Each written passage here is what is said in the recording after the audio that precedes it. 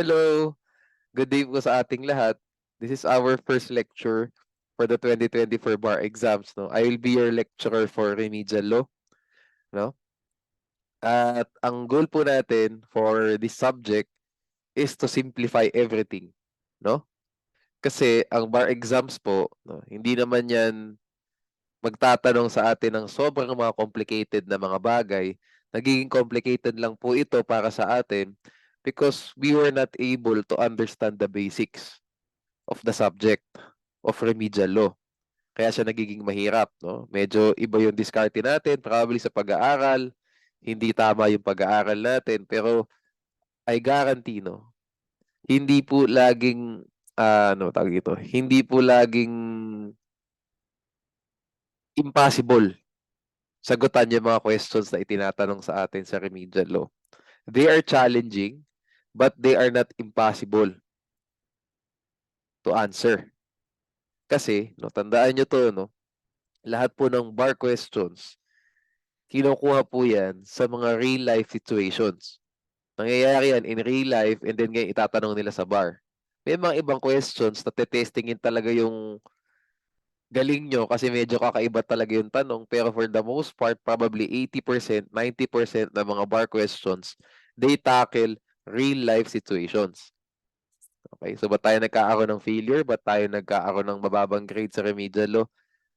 It's because hindi po tayo nakapag-prepare ng tama. No? Hindi tayo nakapag-prepare ng tama. And hopefully, no, matutulungan ko kayo, no, paano mag-prepare. More than anything, you know, how do you prepare your mind? How you address remedial law questions properly? How do you understand? How do you apply concepts properly? Yan po yung gusto kong i-impart sa inyo. No? Kasi, no, I've been a bar examinee before. I've been a bar applicant before. Nakita ko po kasi, no, na yung kasing mga lectures before, more on more on bibigyan kayo ng mga doctrines on doctrines on doctrines on doctrines. Ganun ang style. Which is good, no? Assuming that you already know remedial law. Assuming na maganda na yung foundation mo. And then, bibigyan ka ng mga added doctrines na makakatulong sa'yo. Siyempre, dadagdagan pa yung kaalaman mo. So, pag natanong ka sa bar, medyo covered lahat ng bases. Again, that presupposes na meron ka na talagang foundation. Alam mo nang igit yung remedial law. Paano kung hindi? No? At alam ko, mas marami pong ganun, yung medyo hindi maganda yung foundation, than yung mga maganda na yung foundation at dadagdagan na lang. Why? Kasi po, ang remedial law, ito lagi ang pinaka nahihirapan ang mga students. No? This is the hardest subject in law school. No? Why? Unang-una, hindi naman kasi tayo nakaka-experience pa ng remedial law unless lawyer na tayo. 'Di ba? Unlike criminal law, unlike civil law, kahit pa paano in real life nagkakaroon na ng mga transaction sa civil law. So we can apply, 'di ba? We can reflect. Meron tayong reflection, 'di ba? On how these provisions apply in real life. Same thing sa criminal law, no? Same thing sa criminal law and sometimes, 'di ba, sa commercial law, sometimes depende, no? Depende kung nagnenegosyo na sa inyo, probably meron na kayong kahit paano experience, meron na kayong familiarity sa commercial law. Pero sa remedial law po talaga wala unless lawyer na kayo. 'Di ba? Even paralegals probably may konti na silang experience sa remedial law. Okay. So, how do we understand, no? How can I help you? How can you help yourself, 'di ba? Na maka 80 plus sa remedial law. Instead na weakness siya, magiging nyo pa siyang puhunan, magiging nyo pa siyang allowance para kung medyo malalay kayo sa ibang subjects, meron kayong pagkukuhanan ng points sa remedial law. So, maging lawyer kayo later on. Yun naman ang ultimate goal natin eh. Okay. Before we start our lecture, before we start, gusto ko sa inyong sabihin, no, na iba po dapat ang approach ng pag-aaral sa remedial law compared sa political law. No? Bibigyan ko po kayo ng division, no? So meron tayong 8 subjects, 'di ba? Etong one side na 'to, ganito nyo dapat aralin, no? Etong other side na 'to, ganito nyo dapat aralin. Okay, so simulan natin, no? So ang fina-follow natin sa calendar, sisimulan natin sa remedial law, ethics at saka criminal law. Okay? And then we go to civil labor and then poly, com. tax. Okay, sige. May dalawa po kasing ano yan, may dalawang columns yan. Yung isa, more on mas focus ka dapat sa application side.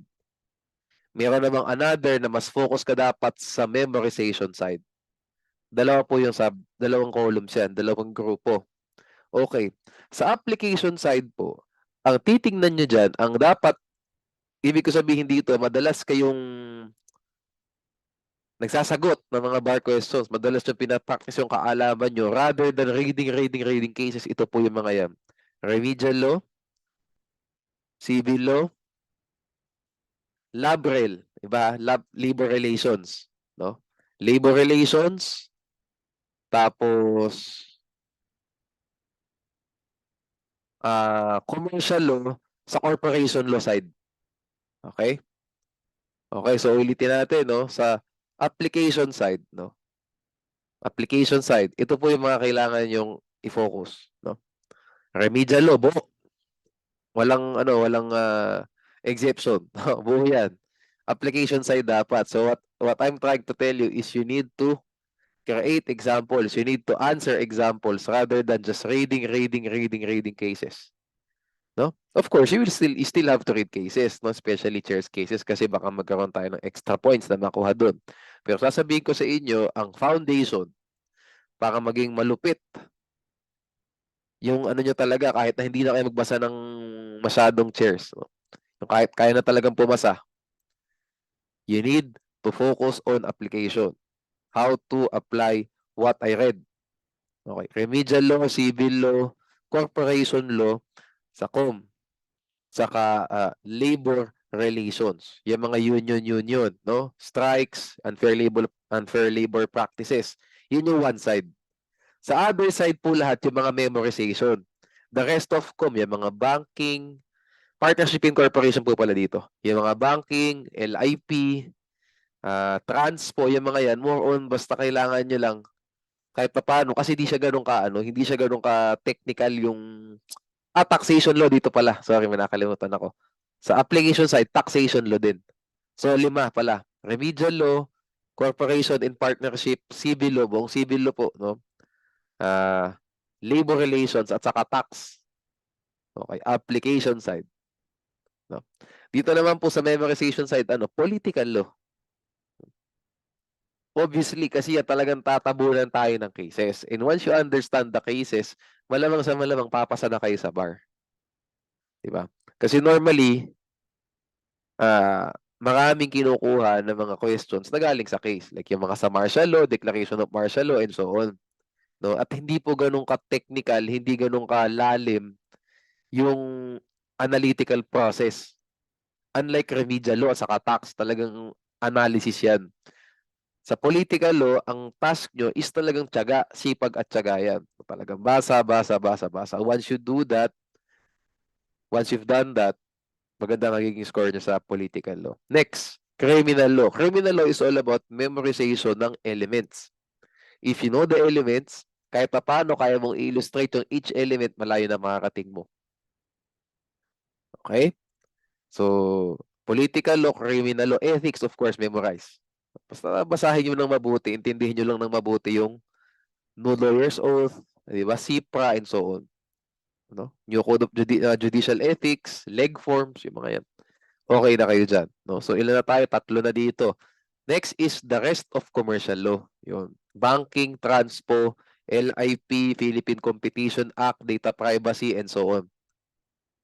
Basta, kailangan lang alam nyo, insider trading, yung mga yan, yung mga SRC pala. Hindi ganun kalalim yung application, pero dapat nasa utak nyo yung mga principles. And then you apply it accordingly. Apply them accordingly. Ano pa kulang ko? Labor standards. Sa labor standards mo, kaya pinagkaiba ng labrel sa labstan kasi yung labrel more on the procedure. Paano nagkaka-collective bargaining, paano pwedeng magkaroon ng valid strike or invalid ba yung strike and so on. Procedure yan. Diba? Paano pag yung mga may voluntary arbitration? Kayo nang ipa-file yung kaso sa labor arbiter ba? Whatever. More on procedure on labrel. On the other hand, ang labstan po, kailangan alam nyo lang yung mga principles talaga. Ano ang percentage pag OT? Ano ang percentage pag mayroong night shift differential? Regular pay, holiday pay. Paano pag, what are the holidays? O, di ba? Ngayon po, nabago na, ano, tandaan nyo, di ba? Medyo, may tinanggal ng holiday si President Marcos, and so on.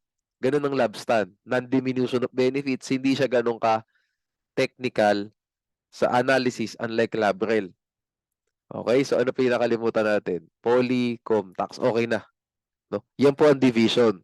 So, ang mga tinuturo ko po mostly, ako, no, sa review season natin, ang ituturo ko po, more on the analytical process ako.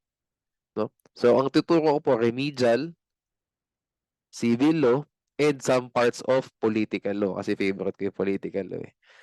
Pero po, more on sa analytical process po tayo. Gusto ko mag-focus dyan kasi gusto ko pong ituro sa inyo na pag ganito ang way ng pag-aaral nyo, malayo ang makarating nyo sa bar. Malayo. Okay? Oh, with that being said, no, simulan natin yung lecture. Tandaan nyo, hindi po kailangan ng sobrang daming binabasa. Pag analysis heavy ang ating mga subjects, no? Kailangan niyo paikutin niyo yung isip niyo rather than reading materials, no? So, ito po, no, yung reviewer, no, buo po ito, covered po nito buong syllabus, may ibibigay po kami sa inyo, no, yung center. Bibigay namin lahat ng notes for all subjects. Kung gusto niyo, ito na gamitin niyo. Ko-coveran po namin simula hanggang dulo ng syllabus. Ako gumawa ng remedial law, ko-cover ko lahat from start to finish. But of course, ang itatakal natin sa discussion natin, yung mga likely contentious na mga principles. Pero for compliance purposes, no, inilagay ko po lahat ng dapat ilagay so that wala kayong makakalimutan, di ba? Wala tayong makakalimutan doon sa syllabus. Okay? Sige, simulan natin. Okay, so yan, no, sa general principles tayo, nilagay ko na dyan yung distinguish between substantive law versus adjective law. Yan yung nakasulat sa syllabus natin for remedial law. Kayo na lang bahala, magbasa niyan. Kaya hindi ko na po kailangan, hindi na natin kailangang i-analyze pa, no? Basta understand, no? Of course, just understand the differences between the two principles, no, and so on. While making power of the Supreme Court, okay na tayo dyan. Ito sa basics of jurisdiction, yung classification of jurisdiction na yan, every year sa bar, meron yan lagi. Pero tandaan nyo, inilagay lang yan so that you understand the basic concepts between original appellate, between of original and appellate, general special, exclusive and concurrent. Pero hindi po yung itatanong sa inyo alone. That will never happen. So, huwag kayo masyado mag-focus dyan. Hindi kayo itatanong ng distinguish between exclusive and concurrent. Napaka-unlikely. Ang tanong sa inyo dyan, most probably, ikaw-correlate nyo na yan sa BP 129. Do you answer accordingly? May jurisdiction ba yung court o wala? No? Nilagay lang natin dito for compliance purposes. Okay. So, punta tayo sa likely, sa general principles to, yung pwedeng matanong sa inyo. Una po, yung doctrine of hierarchy of courts. Okay. Tayo po ako, sorry. Doctrine of hierarchy of courts or judicial hierarchy. Pag po sinabi, yan doctrine na yan, no? Meron lang kayong dalawang kailangan tandaan. Lowest court possible, concurrent jurisdiction. Dalawa lang. No? Explain, ganito yan. Sabihin natin, mayroong isang bar question. Tapos dalawa yung sub-question. Yung first is explain the doctrine of hierarchy of courts or judicial hierarchy. No? Then second, should the petition be dismissed, explain. Ganun yung normaling magiging dito. Atake. No? Okay, so how would you answer? Explain the concept of hierarchy of courts or explain the doctrine of hierarchy of courts. Dalawa kailangan sabihin. Lowest court possible, concurrent jurisdiction. Lowest court possible, concurrent jurisdiction. Okay. So we have an example here, no? Based naman sa mga bar questions din, hindi naman ito masyadong tinatanong, no? Yung na talagang mahaba yung mga bar question, no? Ang nakita ko lang na bar question recently na tinanong na di pala recently. Bar question talaga ano na nagtanong ng doctrine of hierarchy is you just explain the doctrine of hierarchy of courts, no? Lowest court possible concurrent jurisdiction. Anyway, so you have the example here, no? Paano, no? How the MTC, no, acted with grave abuse of discretion, no? What's your remedy, di ba? Petition for certiorari under Rule 65, no? So, petition for certiorari, sino ang mga may jurisdiction dyan, di ba? RTC, as provided under BP 129, same thing sa Court of Appeals, and the Supreme Court as provided by the Constitution. So, they have concurrent jurisdiction. Which court, no? Where should the petitioner file this petition? The RTC, because the RTC is the lowest court possible. Okay. So, ito medyo ano pa to bilisan natin. Pero medyo ano pa to, warm up pa lang ng mga principles to. Yung mga talagang matitinding mga tanong sa civil procedure, magsisimula yan sa joinder. Splitting of causes of action onwards. Diyan na talaga medyo humihirap na, no? Anyway, we will tackle them. All of them, no? Para daliin natin sa inyo. Okay, so next one is the doctrine of adherence of jurisdiction or the doctrine of continuity of jurisdiction. What does this mean? Ano tatandaan nyo? Dalawang word. Attached at saka retained. Attached at saka retained. Once jurisdiction has attached to the court, the same shall be retained up to the end of the litigation. Dalawa, ulitin natin. Sabi ko sa inyo, sabihin ko sa inyo pala, when you have concepts like this one, no? Ang focus nyo po dapat, hindi nyo kailangang alalahanin each word. Okay? You don't need to memorize each word na andito. Ito, based lang sa experience ko, no, hindi naman ako memory guru. Pero how do I store information in my head? How I do it is, kumuha ka ng couple of words. Itong words na to, ito yung magiging anchor mo for you to memorize the whole thing. This will propel you para maano mo lahat. Ito related dito, ito related dyan. Sabihin natin, lowest court possible.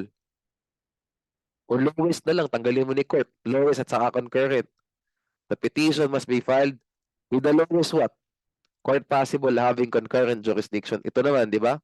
Ang tatandaan nyo lang kako, attached at saka retained. Jurisdiction has attached. The same must be retained up to the end of the litigation. Di ba? It cannot be ousted by subsequent events, although of such a character, di ba? That would have prevented jurisdiction from attaching in the first place. Ano po ibig sabihin nito? Sabihin natin, nag-file ng action for collection of sum of money, 1.5 million. Meron dito yan actually. 2 million nilay ko dito. Oh. Final sa MTC yung kaso. Question, may jurisdiction by MTC? Yes. Why? Sagot mo dyan, BP 129. Because, no, the MTC has exclusive original jurisdiction over civil actions where the amount of claim or the demand exclusive of interest, damages, attorney's fees, litigation expenses, and costs do not exceed, diba? Does not exceed 2 million pesos. Exactly 2 million pesos, the MTC has jurisdiction. What if during the course of the proceedings, ang napatunayan na claim pala nitong ng plaintiff is 2.5 million? Does the MTC retain jurisdiction? Yes. It retains jurisdiction. Why? Hindi ko na nilagay pala yung sagot dito. Because once jurisdiction has attached to the MTC, how does it attach? By reading the complaint. By reading the allegations in the complaint. It shall be retained up to the end of the litigation. Although subsequent event, what's the subsequent event? Finding that the award must be 2.5 million pala. Diba? It cannot be ousted by the subsequent event. Even though yung nalaman nilang 2.5 million pala would have prevented jurisdiction from attaching in the first instance. Saan? Sa MTC. Malamang pag 2.5 million RTC na. But then again, that's not what's stated in the allegations. Ang stated sa allegations, 2 million lang. So, the MTC has jurisdiction over the action, over the subject matter. Okay. But the MTC only has jurisdiction up to 2 million. Diba? What do we mean by that? So, in the award, the MTC cannot award an amount more than 2 million pesos. Saktong 2 million lang dapat, no? So, the excess, the MTC cannot award the excess. The MTC cannot award an amount in excess of 2 million because it would exceed its jurisdiction. Okay? Okay. Sana po get nyo. No? Tatandaan nyo, pag sinabi yung doctrine of adherence, of jurisdiction, attached at saka retained. How does it attach? Read the allegations in the complaint. Okay. Doctrine of non-interference or judicial stability. Favorite ko tong doctrine na to. Kasi tinanong sa amin to nung third year, first sem. At hindi ko nasagot kasi hindi pa ako tamang mag-aral ng civil procedure at the time. No? So sa doctrine of non-interference, may dalawa kang kailangan tandaan. Equal interfere. Courts of equal and coordinate jurisdiction cannot interfere with each other's orders. Diba? Ano ko agad? Na kahit na paano, nag-grasp ko agad yung buong sentence. Diba? Hindi ko kailangang i-memorize yung each word. Equal interfere. Equal and coordinate jurisdiction cannot interfere with each other's orders. How does this happen? No? Sabihin natin, RTC Manila issued a TRO. Can RTC Pasay annul the TRO? No. Because they are co-equal courts. Which court can annul the TRO? O can quash the TRO? Sino? Higher court. Kaya nga nakalagay dyan, equal and coordinate. Adi pag higher court, pwede na. Can interfere na. Diba? And as you can see, mahilig po ko sa adjectives. Equal. Lowest. Concurrent. No? Kasi yan talaga yung important. Sa mga doctrines na yan, sa mga provisions, yung adjectives. No? Anyways, this applies to administrative bodies. No? So, administrative bodies, how? No? If the decisions of the administrative body are reviewable by the Court of Appeals or the Supreme Court, that body is co-equal to the RTC. So, sabihin natin, nag-issue ng injunction, no? Yung Civil Service Commission. Sabihin natin, can the RTC annul yung injunction? No. Why? Because under Rule 43 of the Rules of Court, diba?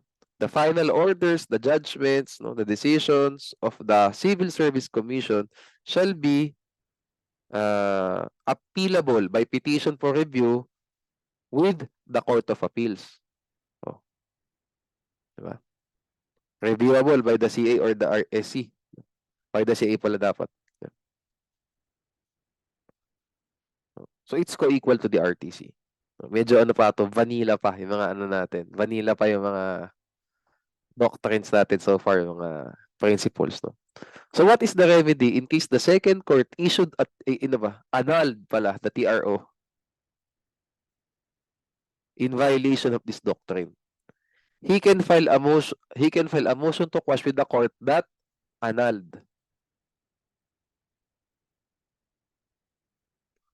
He should not file the motion to quash with the first court. Hindi po, no? Ipa-file niya yung motion to quash dun sa court na nag-issue ng annulment. Okay? Sige. Kasi pag doon pa ulit final, di lalo mo pang na ano, pati ko, nag-violate ka na rin ng doctrine of non-interference, di ba? Nag-issue yung court ng una, ng TRO. And then yung second, nag-annul. And then ikaw, babalik ka dito sa first court. And di pati ikaw, nag-violate ka na rin ng doctrine of non-interference kasi yung naging order nitong second court, ready ka quash din ng first court. Di pareho ng mali-mali, di ba? So, kung sino nag-annul, doon ka magka-file ng motion to quash. Okay, so what if itong second court, no, denied the motion to quash? The remedy is to file a petition for certiorari with the higher court. So, Court of Appeals. Di ba? It has the power to nullify the order of the issuing court. Why? Kasi higher court na. Hindi na siya equal and coordinate. Can interfere. Okay? However, this doctrine does not apply where a third-party claimant is involved. What do we mean by that? No? Ito yan. Example pala, example. Ayan. Mr. A filed an action for judicial foreclosure against Mr. B with the RTC Manila. Later on, Mr. A won the case and he became the highest bidder. And he was the highest bidder. Later, bakit yung Mr. A won the case? Sabihin natin, later, the court ordered the property to be sold. Ordered the mortgage property to be sold in an auction sale, in a foreclosure sale, wherein Mr. A was the highest bidder. Ayan. The redemption period expired, so the property is now registered in his name, kay Mr. A na siya. Years later, it turned out that Mr. C is the true owner of the property because Mr. B merely forged his signature to transfer the property to him. Kasi ibig sabihin niyan, ang full picture niyan, si Mr. B, pineke yung pirma ni Mr. C, so napunta yung property kay Mr. B. Later on, si Mr. B, in-mortgage yung property kay Mr. A para makautang. Diba? Eh, hindi nakabayad si Mr. B. Siyempre, panloloko lang naman yung paano niya nakuha yung property. So, finarclose kayo ni A, napunta kay A. Siyempre, si Simi habol kasi finorge lang naman yung pirma niya. No? Because Mr. B merely forged his signature to transfer the property to him, yung pangalan. No? What is the remedy of Mr. C? He must file an action to annul the foreclosure sale, among others. Annul the deed of mortgage, i-annul mo yung transfer, di ba, nung title, probably deed of sale yung pinirmahan, yung forged deed of sale yung nagkaroon ng forged signature, i-annul mo yung deed of sale, mahaba yan. Quieting of title, ipapasok pa nung ni Mr. C yan. Saan nyo nga ipa-file yan? Alangan naman sa Court of Appeals? Of course not. Di ba? Hindi sa Court of Appeals, ipa-file din niya yan sa RTC. Annulment yan eh. Incapable of pecuniary estimation tong annulment. Anyway, saka natin itakil yung mga yan pala. Kung anong tawag dyan sa action na yan, incapable ba yan o capable of pecuniary estimation. But for now, saan mo ipa-file yan? RTC. Di ba? Did that violate the doctrine of non-interference? No, because the doctrine of non-interference do not apply in case there is a third-party claimant. When you say third party, hindi po sa successor in interest nung original parties. Kung original party. Totally separate and distinct po yung kanyang interest, yung kanyang claim. No? Okay, so ito pong example na to, medyo hinango ko na lang din ng konti sa spouses Crisologo versus Omelio. Hindi po ganito yung example, yung situation sa spouses Crisologo versus Omelio. Pero ang ginawa ko na lang po dito, I made it simple for everyone of us to understand. No, kasi pag mga spouses, medyo mas technical yung no. So I don't like to sacrifice comprehension by giving you information. I don't like that, no. I provided an even simpler question, even simpler example so that we can comprehend what does this doctrine mean. Yung pala isa kong tip din sa inyo, no? When you're reading, do not just plainly read a doctrine. Kailangan alam niyo po yung konteksto, especially sa remedial law. Kasi tingnan niyo, hindi naman mahahaba yung mga doctrine sa remedial law, unlike political law na paragraphs on paragraphs. No, hindi naman ganun kahaba. Ayun, mga one sentence lang, nagkakatulo ulit yan sa application. The doctrine does not apply where a third-party claimant is involved. Okay, the typical exam, okay na, sige. I get it. Oh, sige, hindi siya mag-apply sa third-party claimant. Papayagan mo na, okay ka na. Sige, we move on to the next topic. I suggest you dig deeper. What does this mean? How does this happen? Diba? Yun ang kailangan yung makita. No? Not just reading, do not just read yung mga doctrines, no? Nahahayaan lang natin. You need to know the context. Kasi hindi mo akalain, diyan ka na pala tinanong. Di ba? Okay, so yan, no? Simple lang po ito, no? Pero pag binasa nyo, kung gusto nyo basahin yung kaso na to, mas complicated lang ng konti yung example, yung situation, but it's essentially the same, or it's essentially the similar circumstance, a similar circumstance. Okay. Distinguish the doctrine of non-interference and the doctrine of adherence of jurisdiction. Ulitin natin, pag non-interference, equal, interfere. Pag adherence, attached, retained.